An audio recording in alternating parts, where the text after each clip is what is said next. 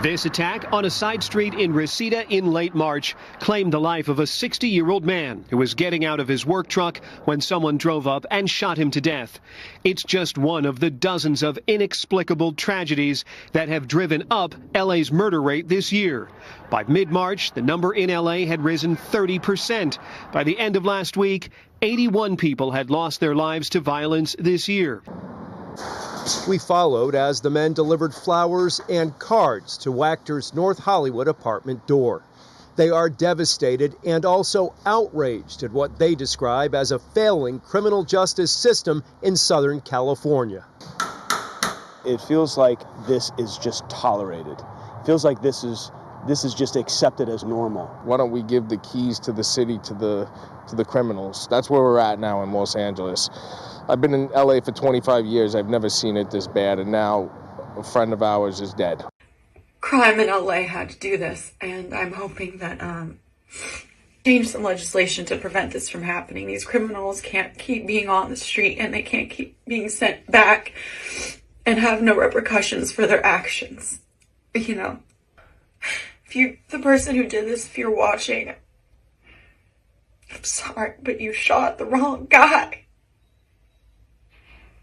You know, you can get a real job. Like, I know the job market's hard, but we're all in it together. You don't have to steal.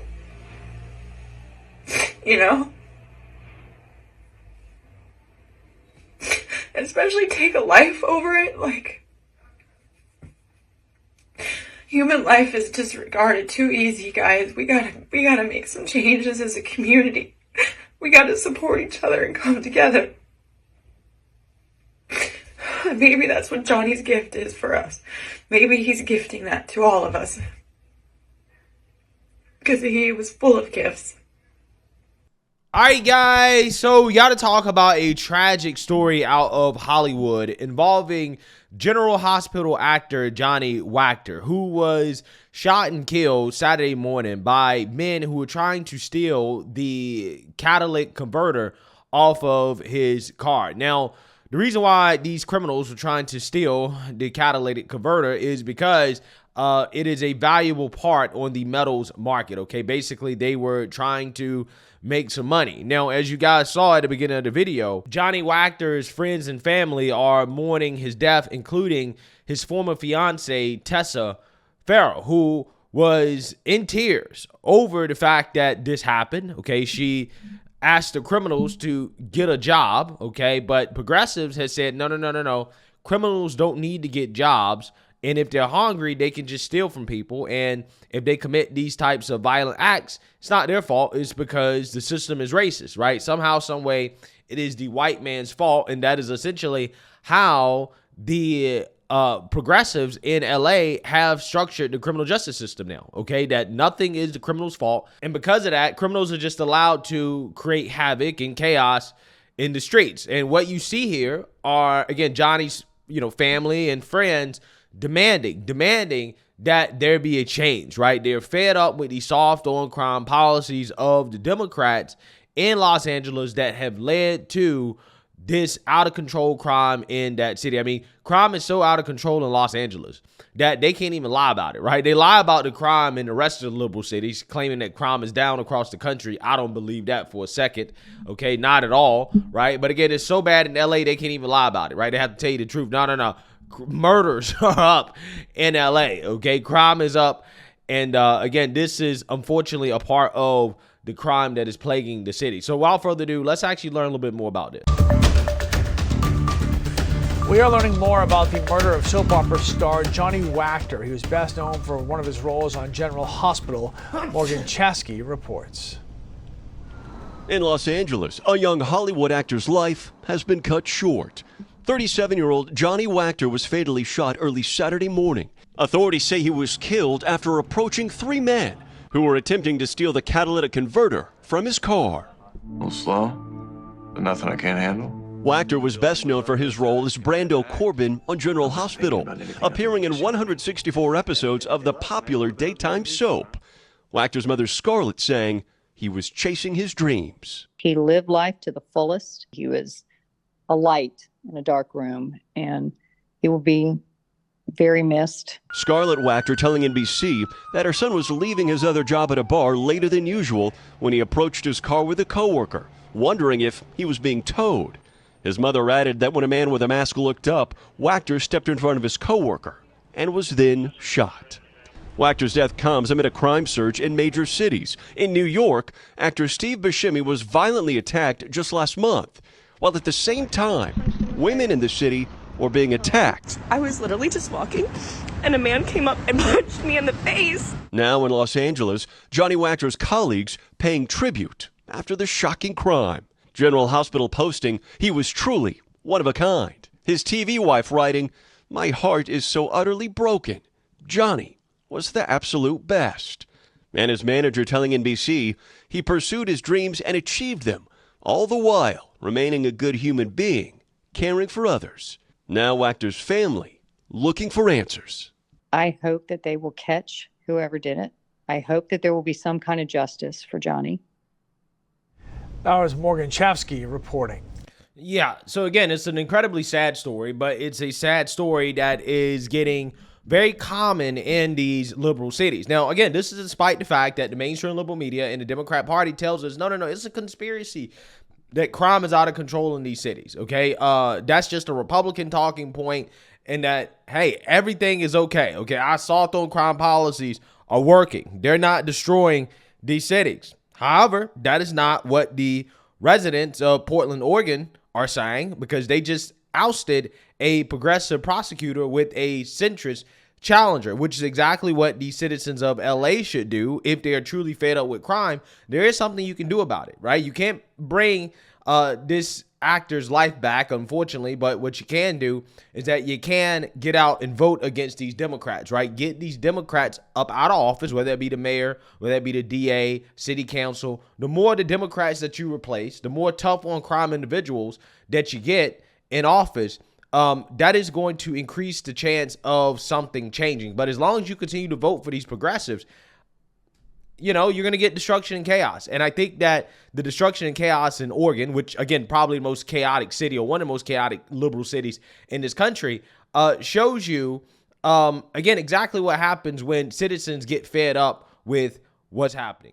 Seems the defund the police movement officially just died because Portland, Oregon, the city that became a nationwide symbol of lawlessness during the summer 2020 riots and beyond, the city that slashed millions from its police budget and then saw an explosion of crime. What do you think? That city has decided it's had enough of its soft on crime policies, has voted out its DA. Far-left prosecutor Mike Schmidt has been defeated tonight by his more moderate challenger Nathan Vasquez in the Multnomah County District Attorney's race. Schmidt conceding the race just moments ago.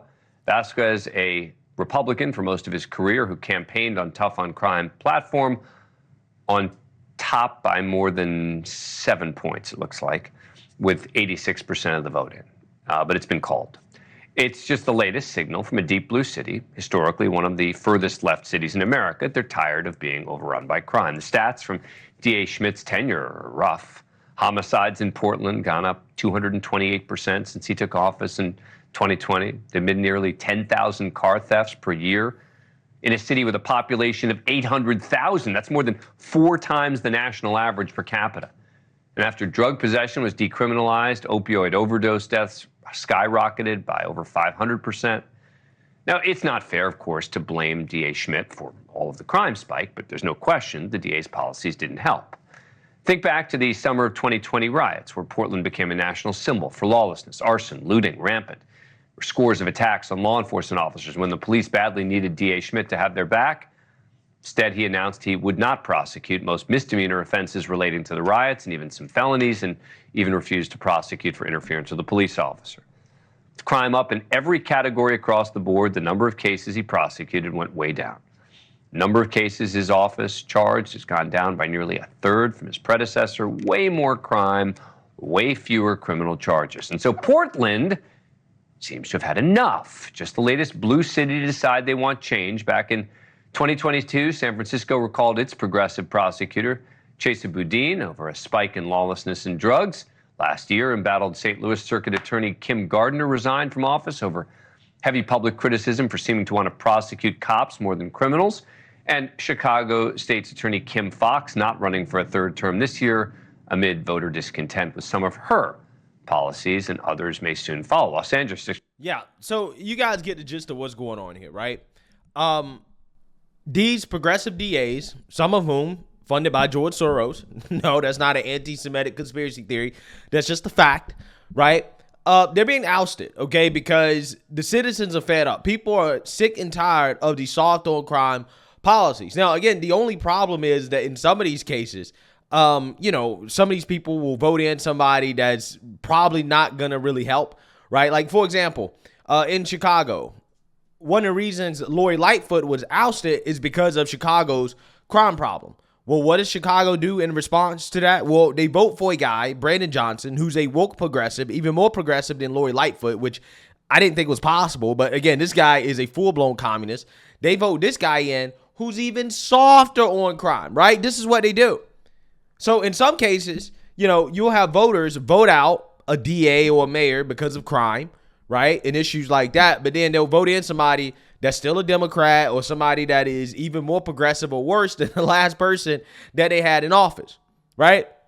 So it seems that in this case, in Portland's case, they voted in a guy that basically was a lifelong Republican running on a tough on crime platform, and they made the correct decision, right? I'm actually shocked that the woke residents of Portland would actually make the right decision in regards to who to vote for in this situation, okay? So again, the point is that, yes, things can be done, but it starts with voting out Democrats first and foremost, right? I mean, I'm pretty sure those people that unfortunately kill that actor, I'm pretty sure they're repeat offenders, right? They're lifelong criminals. They knew exactly what they was doing, and they understand that, hey, there are no consequences to their actions, and this is why they do what they do, right? Once you actually start enforcing the law, right, and making criminals face consequences for their actions, I mean, steep consequences, right? I'm not talking about slaps on the wrist.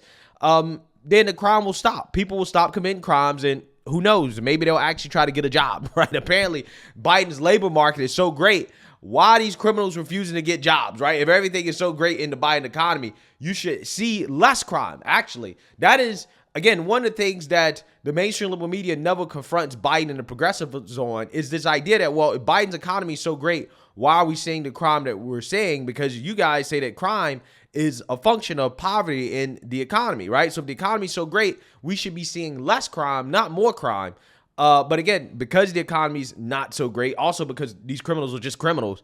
Yeah, I mean, this is what you're saying, right? You're saying the spike in crime to the point where even a city like Portland, okay, one of the wokest cities in America, they're fed up with the nonsense, and they finally have taken a right step to vote out some of these progressive DAs and prosecutors that are causing chaos or allowing chaos in their city. So let me know what you guys think. Make sure you like, comment, and subscribe. Most importantly, share a Black conservative perspective. Peace.